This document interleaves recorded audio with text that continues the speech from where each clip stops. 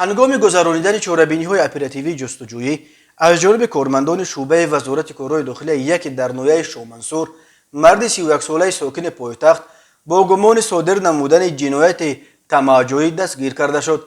نامبرده با روی فریب به باوری جوانزن 25 ساله در آمده او را با طریق تلفن موبیلی نوار ویدیویی و عکس برداری کرده بعداً از او 10,000 سومانی با روی تماجویی طلب کرده است که در صورت ندادن مبلغ نوارهای برهنه او را به خویشاوندان نزدیکش از جمله به برادرش و در شبکه‌های اینترنتی پهن می‌نماید.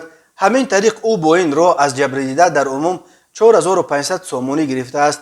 نسبت گمانبر شونده از طرف ریاست تفتیشات وزارت کارهای داخلی جمهوری تاجیکستان پرونده جنایتی با ماده 250 قسم 1 کودکس جنایتی جمهوری تاجیکستان آغاز کرده شده تفتیشات ادامه دارد.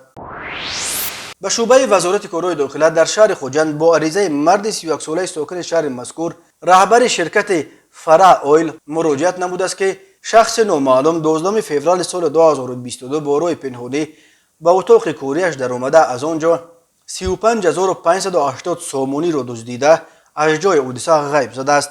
در نتیجه گذرانیدن چاره‌بینی‌های اپراتیوی جستجویی از جانب کارمندان میلیسیا مرد 33 ساله ساکن همین شهر همچون گمانبر در صادر نمودن جنایت دزدی دستگیر کرده شد. اوید به این حالت تفتیشات ادامه دارد. هنگام گذرانیدن چاره‌بینی‌های اپراتیوی جستجویی از جانب کارمندان شعبه وزارت کارهای داخلی یک در ناحیه سینو مرد 56 ساله ساکن پایتخت با گمان قلابی دستگیر کرده شد. نام برده سال 2017 با روی فریب به باوری زن 32 ساله ساکن شهر دوشنبه در آمده از او 22000 دلار آمریکایی و 40000 سومانی گرفته وعده داده است که مبلغ‌های قرض بانکیش را کم حساب می‌کند، اما وعده‌اش را اجرا نکرده است.